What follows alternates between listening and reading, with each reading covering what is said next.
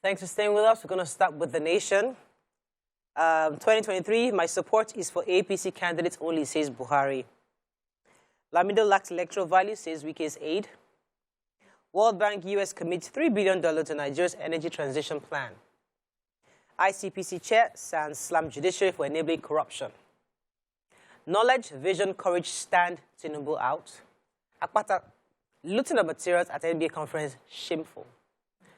Federal government urges Canada to relax visa conditions, and excess crude account grows by $93,944 in 30 days. MTN begins trial of 5G. Yes. Okay, which story are we starting with? Let's start with the ICPC story. So the chairman of the Independent Corrupt Practices and Other Related Offences Commission, sorry, I just quickly lost my story. You want me to take my... Okay, it's fine.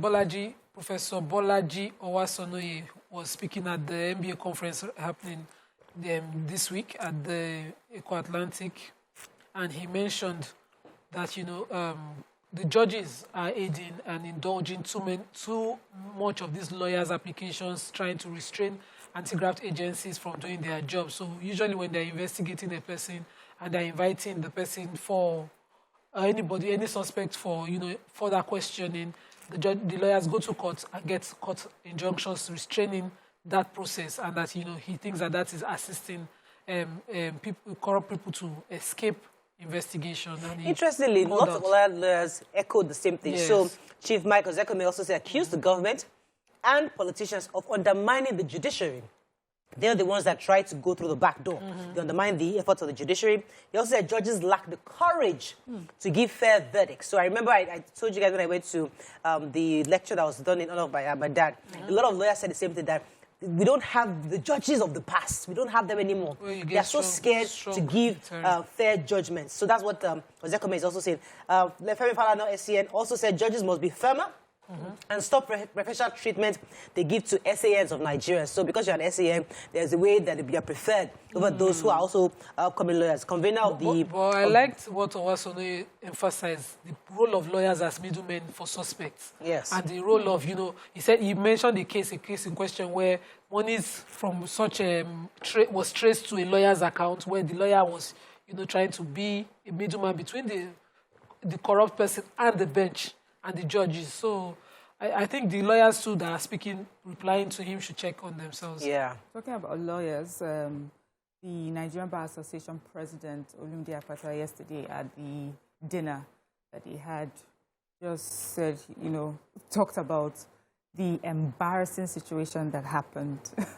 at the conference, the accreditation center, where lawyers went on a rampage. They vandalized the place.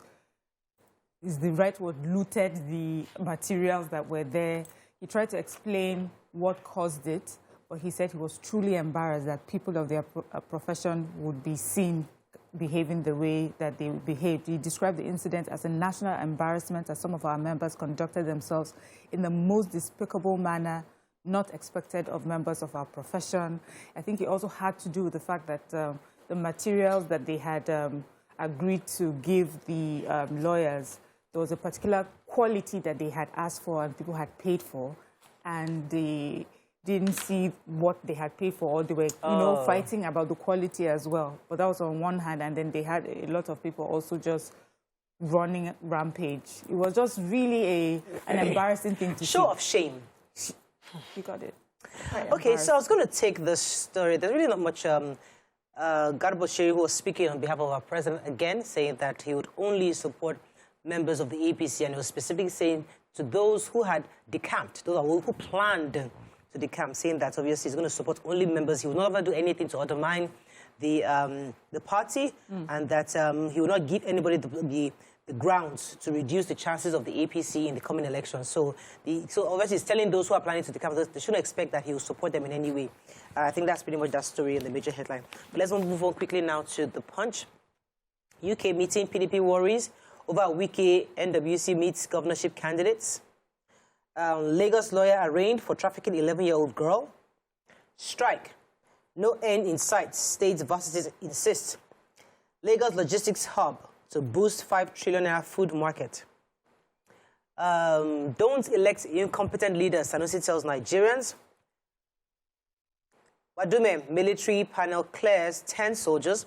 Balarabe promoted. Okay, which story are we starting with? I'll take former Emir of Kano, Mohammed Sanusi II, was at an event that he was chairman of. The event is organized by the Major Kudumi Foundation. And while speaking, he says that it's important that our political candidates, while they're being, for Nigerians to scrutinize their agenda, and that also the scrutiny should not be based on their ethnicity, really, but, on their competence. He also said that it's important for us to ask our political aspirants what their plans are when it comes to hospitals and education, among other, undeveloped areas in our country. He talked about the brain drain, that's happening because education, healthcare, being the basic foundation of development in the nation, it just doesn't seem like, we're doing the best for it. He talked about how the budget that has been allocated to education and health, and when you look at it, it shows that there's embezzlement and mismanagement of these funds. All these come together to, that has brought us to where we are. So when we are talking to our political aspirants, when we're asking them questions, these are the issues and not their ethnicity. So I want to take Wadume quickly. So okay. God bless Punch for this report.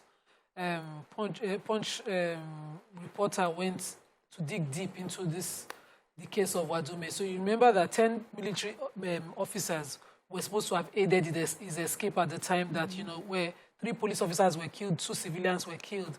And they found out that instead of court-martialing the 10 military officers, the military set up what they call a military board of inquiry to investigate, and this military board of inquiry totally absolved all 10 of them of any involvement, and even promoted the captain who was supposed to have given the order for them to budge that police transfer of Wadume to Taraba, and also found a way to get his handcuff removed without the key.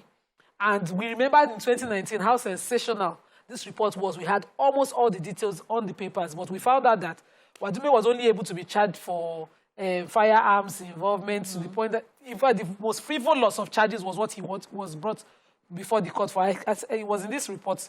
The court struck count 1, which Wadume was charged with kidnapping. And because, the person that was kidnapped was not, they didn't have more facts. They didn't build on the kidnapping cases that he had. They brought him before for dealing with illegal dealings with firearms. And so the court just found him sentenced him for 7 years. Yeah. But we see now that the corruption was from the very root of the matter, because the military should have court-martialed those officers involved. They didn't court-martial the captain, and they promoted him. Now he's now a major. These are the issues with the army. And so people are asking what exactly is happening. Punch also said that the President Muhammadu Buhari approved this recommendation of the military panel of inquiry, and as if this was not serious enough. I'm so disappointed in the entire thing, the system. I mean, this is heartbreaking. This is the reason why people don't trust the system anymore. Police officers and their families. Really, let's go on a quick break. When we come back, we continue with our review. Stay with us. We'll be right back. Thanks for staying with us. I was going to take the story from Punch, Lagos Logistics Hub, to boost 5 trillion food market. I took that story, and it sounds really, really interesting because Lagos is doing some ambitious projects. According to the story, the governor performed the sod turning of the site and the facility to build 1.2 million square meters of land in K2 Erenyu area in Ekpe. According to him, it's going to be the largest food security systems and central logistics park in the sub-Saharan Africa, one of the biggest ever. According to this, it says that there are 5 components of this, which is going to be an all-year, 5-year agricultural food systems roadmap, launched by the governor. When completed, the Central Food and Logistics Hub is expected to create direct wealth to more than 5 million traders in the agricultural sector. So according to what they're saying is that they're going to collapse a lot of middlemen. So many of the about 40% of farmers say that they lose about 40% of their produce. So many of these farmers now would be able to use this hub for storage systems and to ensure that they are able to feed 10 million Lagosians within 90 days if there's scarcity. So it's ensuring that for 90 days, you have food, because this hub is going to be that source. I mean, this is a rather a forward thinking of not saying that just in case, because we don't want to do what happened when we lost we lost supplies. Remember when there was no food and the southwestern government came together and said we have to find a way to develop. So I've seen this done in small scale where people. There's a young man I interviewed sometime who has a storage hub where he uses solar panels to store. So even out of season fruits are available there. So I'm looking at the governor doing it large scale. So I hope that that's... So that the hub will have a storage facility for more than 1,500 trucks daily. This is to provide the needs for the segregation. He said that the Central Food Hub will also guarantee greater returns for farmers and investors in the agro-allied sector, as the facility will cut out several layers of middlemen. I would like to actually invite maybe the commissioner for the agriculture or the governor. Let's invite the governor himself. But it's something I hope we can replicate across. Yes, I'd like to hear, because I'd like to get the details of this hub. It would be great to have him on the show. Okay, moving on now to Daily Sun. IBB Abdusalami Dogara Babache meet over Tinubu Shetima ticket. IPOB makes burial within 3 days of death compulsory in Southeast. Hey. Article Weekend fight takes new turn. FEC approves 718 million naira to protect rail tracks, 20 stations, 42 billion naira roads in Northeast. Pastor, 9 others arrested for stoning or a worshipper to death. And Bianca Ojukwu suggests ways Igbo man can become president. Okay, which story are we taking? Let me take IPOB. I love this story. It's first of all, IPOB is saying that that there's this trend where Igbo people leave their dead in mortuaries for months and even years, and that this has a spiritual implication on the land, and that so going forward, people should make sure that maximum 3 days you have buried, you have put your body to the earth. It says they say that they found the reason why people are doing this is because of some levies and fines that people that are being that customarily they have to pay, and so a lot of families who can't afford to do that have kept their bodies in this mortuary, waiting until they have all these amounts of monies and levies to pay towards the burial. It says traditionally they have what they do is you put the body to the earth and then find a time where you are able to pay for these levies and for these fees, instead of using, they also mentioned that they found that families, religious leaders, and other traditional whatever have made it a sort of punishment for families that they do not pay for these things before they bury their family members. Why is IPOB the one making this disgrace? Is that not government? Well, I don't... So IPOB is not government. Okay, IPOB is not government. So there's that government part, but there's also, I guess, community part. Being Igbo, we're talking to our Igbo people. So I don't know now. Now, does it make it law? That's a different thing. But I like the fact that it's talking about how long we keep our bodies in and the prescribed. I don't understand. They've been prescribed. So the point, I get the point, but I'm saying that this is that sense. But shouldn't this be coming from the government, not IPOB? Well, why are we discussing it because it's from IPOB? There's a Monday sit at home today, and we don't know. So we're in Nigeria. We know. The government has never legislated on this custom. This custom is choking life out of most families. We stopped it in my own place. We also have more custom like this, but we've stopped it. And burial is done. So let me be sure I understand. So imagine I read in the papers, okay, Boko Haram says burial within 3 days. I will now make it, oh yes, they're making sense. Does that make sense? IPOB makes sense on this one. Okay. So, all right. I'm just making sure that we're on the same page, because I don't understand how the IPOB is telling the community what to do. Kill the message. Okay, no problem. Sorry. So the FEC meeting yesterday, they approved 718 million naira to provide security for the 45-kilometer rail tracks and 20 stations across the country, in the whole country. But even with this approval, the government is still saying it will be insensitive to resume the Abuja-Kaduna train services. Right. So that is on one side. But at the same FEC meeting, approval was done for 42 billion was approved for roads in the Northeast, and a refund of 27.776 billion to Kebbi, Yobe, and Taraba state government for fixing federal roads. Also, there's good news for those of us in Lagos. There's an approval of 11 billion for the Mushi NNPC Apapa Oshodi road. So this road that goes through Isolo to Ndigbo, I have driven on that road and I've been wondering when will this intervention come, and so there's approval for that and there's a completion period of 20 months. So relief will come to them very soon in Lagos. Okay, so Following this, our PDP issue, Atiku has flown to London. Right now we heard that Vika is meeting with Tinubu. Obviously, that's not going down well with PDP. Atiku has since gone there. Lamido, former governor of Jigawa, is also saying that, listen, Vika doesn't have any significant political strength. So what's all this? Influence. The influence. So what's all this about? That by next year, his influence would have abated. So what's the big deal? But it's getting really worrisome because now they're saying that